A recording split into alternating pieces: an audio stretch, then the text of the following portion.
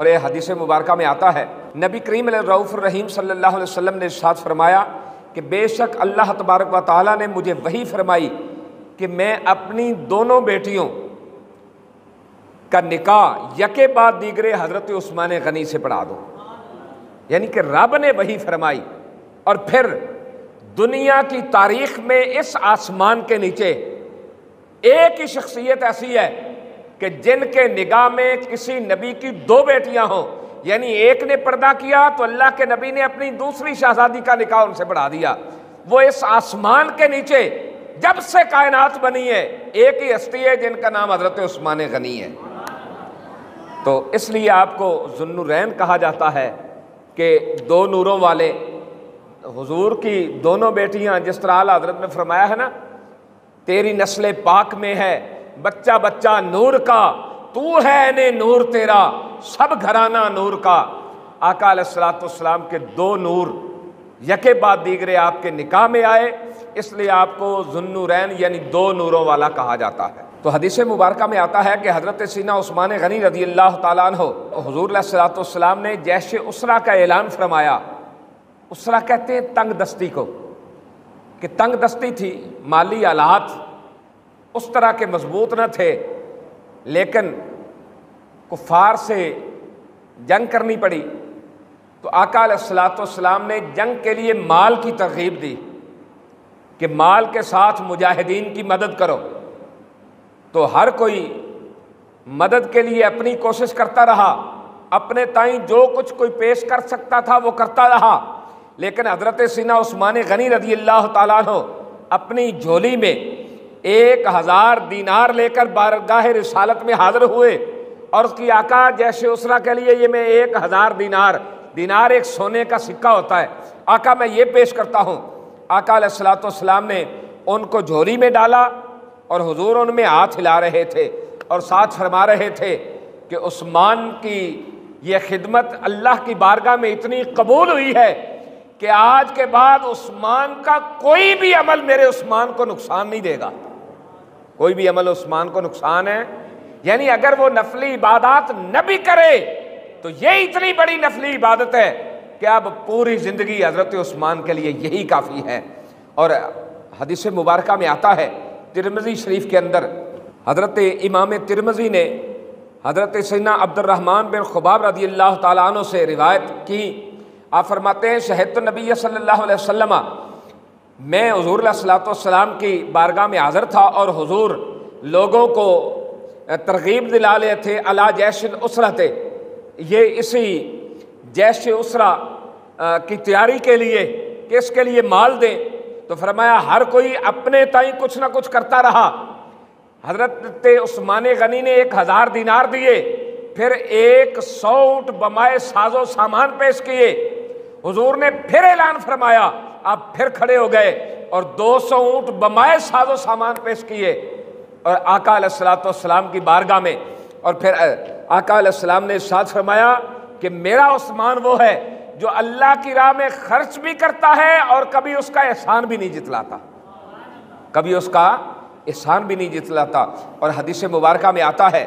امام ترمذی نے حضرت سیدنا انس رضی اللہ تعالیٰ عنہ سے روایت کی ہے کہ رسول خدا صلی اللہ علیہ وسلم نے بیعت رضوان کا حکم دیا۔ بیعت رضوان کیا ہے کہ آقا علیہ الصلوۃ والسلام 1400 صحابہ کو لے کر مکہ مکرمہ عمرے کے لیے تشریف لے کر چلے، اور راستے میں جب حدیبیہ کے مقام پر پہنچے تو خبر ملی کہ مشرکین مکہ کو حضور کے آنے کی خبر ہو گئی ہے۔ مکے والے ڈر رہے ہیں سرداران قریش کہ کہیں حملہ کر کے مکے پہ قبضہ نہ کر لیں، تو اس لیے وہ جنگ کی تیاری کر رہے ہیں۔ تو آقا علیہ الصلوۃ والسلام نے حضرت عثمان غنی کو بھیجا، فرمایا جاؤ اور سرداران قریش سے بات کرو کہ ہم جنگ کی نیت سے نہیں آ رہے، ہم تو اللہ کا گھر ہے کعبۃ اللہ، تو کعبۃ اللہ کے طواف کے لیے آ رہے ہیں، اللہ کے گھر کی زیارت کے لیے آ رہے ہیں۔ تو جب حضرت عثمان غنی وہاں پہنچے تو وہاں کچھ جذباتی منظر بھی سامنے آئے کہ جب سرداران قریش سے بات ہوئی تو بات طے پا گئی کہ ہم ان کے ساتھ بیٹھیں گے، مذاکرات کریں گے آقا علیہ الصلوۃ والسلام کے ساتھ، اور کہنے لگے ہاں اے عثمان چلو تم آ گئے ہو، اس سال ہم مسلمانوں کو تو طواف کعبہ نہیں کرنے دیں گے، چلو تم آ گئے ہو، یہ کعبہ سامنے ہے، تم طواف کر لو، تو جو باقی مسلمان ہیں اور جو تمہارے نبی ہیں ان کو ہم اس سال طواف کعبہ نہیں کرنے دیں گے۔ تو حضرت عثمان غنی جوش میں آ گئے، فرمایا تم نے ابھی ہمارے ایمان کی کیفیت کو ہی نہیں سمجھا، عثمان اس وقت تک کعبے کا طواف نہیں کرے گا جب تک اللہ کے محبوب طواف نہیں فرما لیتے۔ یعنی کعبۃ اللہ بھی سامنے ہے، جنہوں نے آنکھ ہی کعبۃ اللہ میں کھولی، جنہوں نے چلنا ہی مکے کی گلیوں میں سیکھا، باپ دادا پردادا سے نسلوں میں کعبے کی محبت موجود تھی، اور جو ڈیلی طواف کعبہ کرتے تھے جب بھی شہر مکہ میں موجود ہوتے، اور آج اتنے سالوں کے بعد آئے، کعبۃ اللہ سامنے ہے، آنکھوں سے آنسو جاری ہیں، لیکن فرمایا میں اس وقت تک طواف کعبہ نہیں کر سکتا جب تک میرے مصطفیٰ نہیں کر لیتے۔ یہ ایمان کی کیفیت تھی حضرت عثمان غنی رضی اللہ تعالیٰ عنہ کی۔ تو کئی دن تک ان مذاکرات میں گزر گئے، اور پیچھے مسلمانوں میں یہ افواہ پھیل گئی کہ اہل قریش نے حضرت عثمان غنی کو شہید کر دیا ہے۔ جب یہ افواہ پھیلی تو آقا علیہ الصلوۃ والسلام ایک درخت کے نیچے جلوہ گر تھے، فرمایا بھئی عثمان کا بدلہ لینے کے لیے آؤ میرے ہاتھ پر جہاد کی بیعت کرو، جہاد کی بیعت کرو۔ اب لوگ آ کے جوک در جوک حضور کے ہاتھ پہ بیعت کرنے لگے۔ جب 1400 صحابہ کم و بیش بیعت کر چکے، سب مکمل ہو گئے، تو آقا علیہ الصلوۃ والسلام نے اپنا، حضور کے تو دونوں ہاتھ دایاں ہیں نا، سمجھانے کے لیے آپ کو، حضور نے اپنا یہ والا دایاں ہاتھ اٹھایا جو ہمارا بایاں ہوتا ہے، حضور نے وہ ہاتھ یوں کر کے اٹھایا، یوں کر کے ہاتھ، فرمایا یہ عثمان کا ہاتھ ہے، پھر اپنا ہاتھ اس کے اوپر ہاتھ یوں کر کے رکھا اور فرمایا یہ اللہ کے رسول کا ہاتھ ہے، اور حضرت عثمان غنی کی بیعت حضور علیہ الصلوۃ والسلام نے لی۔ حضور نے اپنے ہاتھ کو حضرت عثمان غنی کا ہاتھ کہا، حضور علیہ الصلوۃ والسلام نے یہ بیعت لے لی، اور قرآن کہتا ہے ان الذین یبایعونک انما یبایعون اللہ ید اللہ فوق ایدیہم، فرمایا محبوب پیارے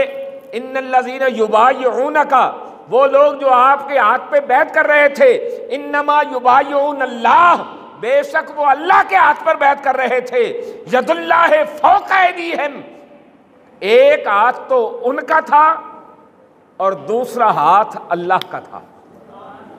دوسرا، حالانکہ ظاہراً تو ہاتھ میرے مصطفیٰ کا تھا، لیکن مصطفیٰ کے ہاتھ کو رب اپنا ہاتھ کر رہا ہے، اور حضور عثمان کے ہاتھ کو اپنا ہاتھ فرما رہے ہیں۔ اب بیعت ہو گئی۔ اب کچھ لوگ کہتے ہیں جی دیکھو جی اگر نبی کو علم غیب ہوندا، علم غیب ہوندا تو جی انہوں نے پتا ہونا سی بھی عثمان زندہ ہے، تو اوہدا بدلہ لین واسطے بیعت لین کا کی مقصد ہویا؟ تو میں یہاں بتاتا ہوں کہ حضور علیہ الصلوۃ والسلام نے پہلے ہی اس کا جواب ارشاد فرما دیا۔ میرے آقا جانتے تھے کہ عثمان زندہ ہے۔ یہاں پہ دو کام ہوئے، ایک تو لوگوں کا جذبہ، صحابہ کا جذبہ پوری دنیا کو دکھا دیا کہ جنگ کی تیاری کے ساتھ نہیں آئے، لیکن محبوب نے فرمایا تو پھر بھی جنگ کے لیے تیار ہیں، بغیر مال و اسباب کے، بغیر تیر و تلوار کے، بغیر جہادی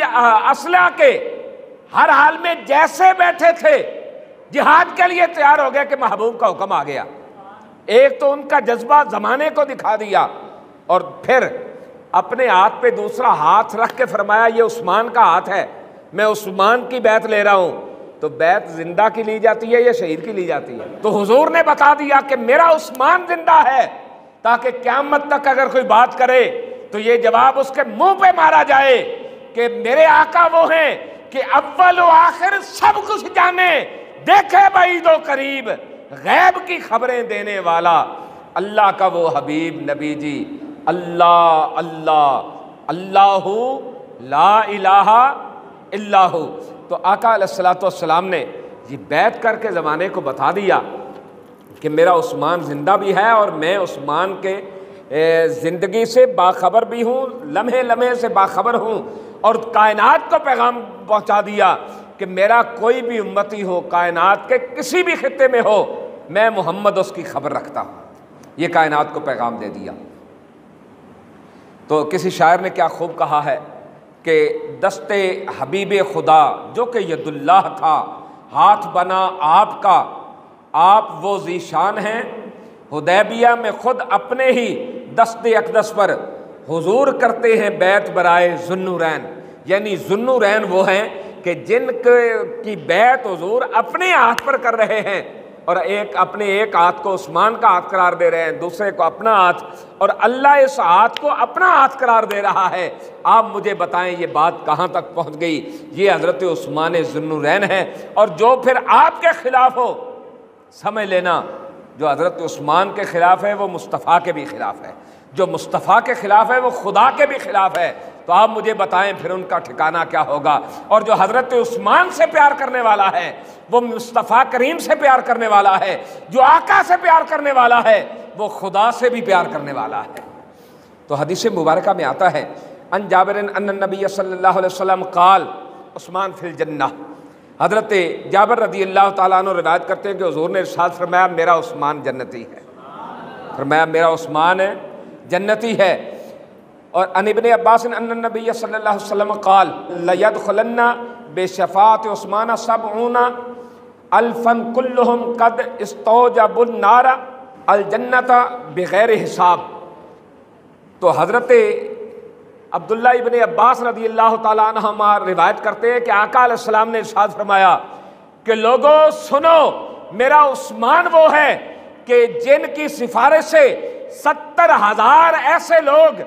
جنت میں جائیں گے جن پر جہنم واجب ہو چکی ہوگی، حضرت عثمان سفارش کریں گے، اللہ ان کو بخش دے گا، اللہ ان کو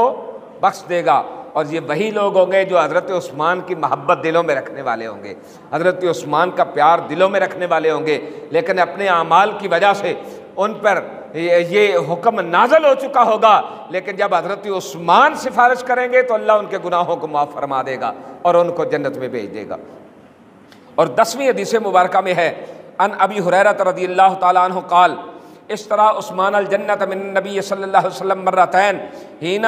حضر بئر رومۃ وحين جہز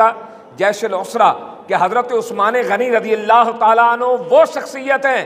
جنہوں نے رسول اللہ سے 2 مرتبہ جنت خرید لی تھی، 2 مرتبہ جنت کب حضور نے ارشاد فرمایا کہ جو بندہ بئر روما، کیونکہ حضور جب مکہ سے ہجرت فرما کے مدینہ آئے تو یہاں میٹھے اور ٹھنڈے پانی کا ایک ہی کنواں تھا جس کا مالک ایک یہودی تھا، اور یہودی مہنگے داموں مسلمانوں کو پانی دیتا، لائنوں میں لگائے رکھتا، پریشان کرتا۔ تو آقا علیہ السلام نے ارشاد فرمایا جو یہ کنواں خرید کر مسلمانوں کے لیے وقف کر دے وہ سمجھے کہ میں نے اللہ سے جنت خرید لی ہے۔